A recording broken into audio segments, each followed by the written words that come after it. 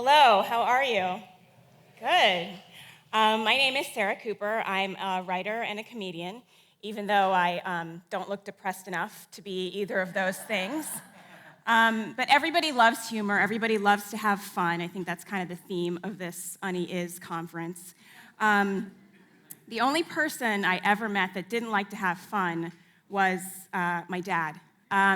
Here he is, just hating life. But even he sends me joke emails every single day. The headers are the best part. You just scroll through those forever. And it's true. According to Adweek last year, 46% of shared content produces either laughter, joy, or amusement. So we know that humor works. But how do we find humor in boring topics? Because we're not all Larry David, and not everything we talk about is going to have an inherently humorous angle.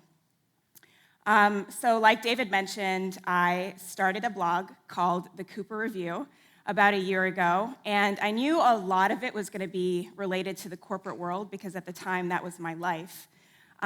It's kind of evolved since then to talk about kind of everyday topics, but always with a satirical light. And within the last year, I've learned 4 ways to create funny content from pretty much any sort of topic. And those ways are, 1, tell the truth. 2, mash it up. 3, make fun of yourself. And 4, compare 2 things. And I'm going to go through each of these more in depth right now. So the first one, this is a little weird. Tell the truth. Sorry I'm late, but I didn't want to come. The best comedians are the ones that are just honest. They say everything that we want to say, but we don't have the guts to say. A lot of times, if you want to be funny, don't try to be funny. Try to be honest. Tell the truth. And this concept worked extremely well in my most viral, most successful article on my site, which is 10 tricks to appear smart in meetings, which some of you might have seen. I was in meetings all the time, and I noticed a sort of tension in the air. People were very scared of saying the wrong thing and always wanting to make sure to say the right thing and look good. And I noticed that when I said something in a meeting that made me look good, I would just replay that moment in my head for hours and hours, sometimes days afterward, as if it was the highlight of my career. And then I was like, what if that is the highlight of my career? What if all we're trying to do all the time is just look smart in meetings? And I started noticing these little things that people would do in meetings, whether they were trying to look smart or not. You know, these are things that people actually did. Translate percentages into fractions. If someone says 25% of people clicked on this button, say, oh, about 1 in 4, and then make a note of it. And I remember when someone did this in a meeting, and I was like, wow, they are so smart. I need to try that.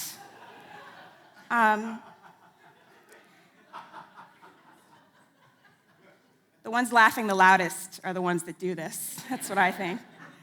The next one, encourage everyone to take a step back. This is something that I do all the time. You can say this at any point in a meeting, and it immediately makes you look like you are taking a bigger picture while everyone else is in the details and the weeds. And then you just follow it up with a quick, what problem are we really trying to solve here? And immediately you look like the smartest person in the room. Pace around the room. I remember the first time a VP got up from the conference table and just started pacing. I was flipping out, like, what is he thinking? Is he about to leave? Is he about to stop this presentation? My respect for him went through the roof. And I still have never been able to try this, but I think one day I'm going to get the guts to do it. Ask the presenter to go back a slide. This is something no presenter wants to hear, but you can literally have not been paying any attention at all and just say, sorry, could you go back a slide? And everybody's like, oh my gosh, we all missed something on that slide. And now this person's going to point it out for us. Just make sure not to do it on the very first slide, because then it'll just give you away. So these are all things that this is what I'm doing. These are all things that I actually noticed people doing. And so it just came from observations. So the lessons learned here are, don't try to be funny, try to be honest. And if you're having trouble coming up with these honest observations, ask your community. The other day, I asked my Facebook page, what are the most annoying things that people do in meetings, and it just drives you crazy? And I got 50 responses, people just venting and using it as a way to just let out all their frustration. One person said the guy that wraps his fingers on the table during the meeting. I'm like, oh, I do hate that. So ask your community and get them involved. The next way to make funny content is mash it up. This is a screenshot from the Blend Tech video where they took their boring topic, blenders, and mashed it up with an exciting topic, iPhones. And they destroyed these iPhones. It was terrible, but it was funny and it was viral, and it totally worked. So I wanted to make fun of my coworkers, because we all do, but I didn't want to just write an article saying, hey, here are your most annoying coworkers, because everybody has already done that. So I took my most annoying coworkers, and I combined it with my love of hip hop. And I said, what if your coworkers were rappers? And I came up with, 2 Cent. This is the guy that's always giving you his unsolicited opinion. I hate that guy.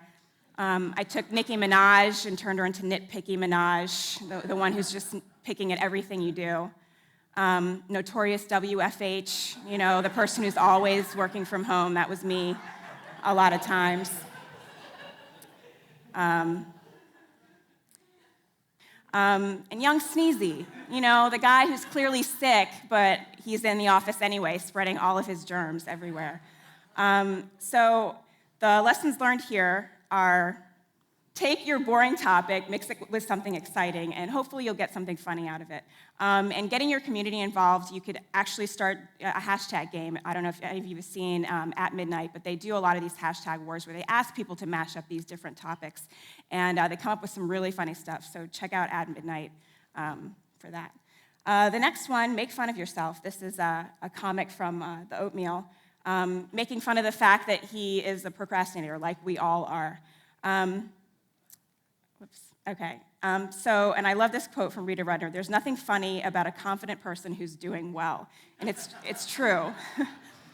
We all want to see what's wrong with you. We all want to see what you mess up at and what you're insecure about. So you should really highlight that and figure out a way to point it out. I hate the gym, but I've spent thousands and thousands of dollars on gym memberships that I never use. And so at the beginning of the year, when everybody was trying to get back into that gym habit, I decided to share 10 best ways to work out at the gym without exercising, because I figured that's what's really wrong with the gym. You have to exercise when you get there, and no one wants to do that. So I came up with 10 ways to do that. I knew that was going to happen. I was hoping it would be at the end, but thank you. You're way ahead of the game. So just going to go back a slide here. No, just kidding. So 10 ways to work out at the gym without exercising. 1, sleep in your gym clothes. I would sleep in my gym clothes and think, okay, well, this is one less thing I have to do in the morning. I'll just get out of bed and go straight to the gym. But then I just spend all day in my gym clothes. But then I noticed I kind of felt like maybe I'd worked out, because I had my gym clothes on. People would see me and they'd be like, oh, yeah, she works out. So it's good, just wear your gym clothes all the time. Get drunk. This is a great way to feel like you've worked out at the gym. You'll spend 3-4 hours at the gym, passed out on the locker room floor, but still, you can say you spent 4 hours at the gym. Wait for machines. So never try to use a machine that's available. Always go up to a machine that someone's at and just wait there. And then go over and wait for another machine. And then just do that, and 20 minutes later, you'll feel like, hey, I might have done something there. And this is my favorite 60-minute workout. You start out 10 minutes with a stretch, and then you finish up with 50 minutes in the sauna. So great great hour-long workout there. So lessons learned. What are you clueless about or just not good at? Exploit it. And I think if you don't take yourself too seriously, it'll build a bridge between you and your audience because they'll see that you're not above making fun of yourself. And so it can be very endearing. And finally, compare two things. His laundry, normal wash, tumble dry. Her laundry, crazy, you gotta do so many different things. This works really well, and you'll see like a lot of comics and videos kind of take this sort of gimmick, but it works well when the two sides are things that people can really identify with, like this one, man and woman. And recently, I moved from New York, and I wanted to sort of compare what life was like in New York versus what life is like now in San Francisco. And so I came up with this, and people are still arguing about a lot of these different things. Occupations, New York, law, finance, medicine, tech, San Francisco, tech, law, tech, finance, tech. A lot of you here are in tech. Okay, attitude, New York, get the fuck out of the way. San Francisco, silently judging you all the time. Silent judgment.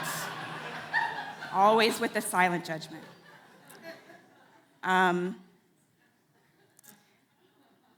Dating scene, if anybody's lived in the two cities, this will probably make sense to you. San Francisco, I've been on 4 dates this year, yikes. In New York City, I've been on 4 dates this week, oh, I hope you choose me. Terrible place to be a single woman in New York City. And last, weekday schedules, New York City, gym, work lunch, work dinner, work. San Francisco, run, work, coffee, lunch, volleyball, work, drinks, reading. There is a bit of mistake on this one, though, because volleyball should probably be earlier in the morning in San Francisco. And apartment hunting, this one, they're actually very similar. The rent is astronomical in both cities, and yet people are still arguing about which one is really worse. They're both terrible. So the lessons learned there are make sure people will want to get on one side or the other, because then people will just want to talk about it.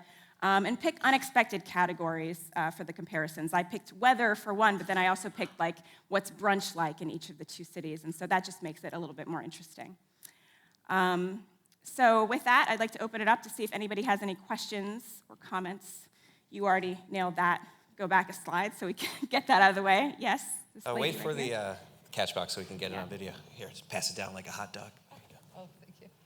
Thank you.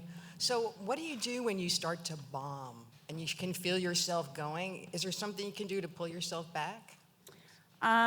Yes. I don't know what that is. No. A lot of times for me, it helps to just get present with the audience. If you feel yourself bombing and you feel yourself like losing people, just try to connect with someone. Take a breath, take a moment, and it'll help you just get back on pace. And I think that's helped me before. Even if you just point someone out and make fun of them, like, look at this guy's shirt, ridiculous. It kind of like helps you, okay, you're improvising, you're alive, you're here, you know. Like my gut reaction is to tend to just barrel through my material just as quickly as possible because I'm bombing. That's kind of the wrong thing. You should just take your time and take a moment and try to connect with the audience again. I just made that up.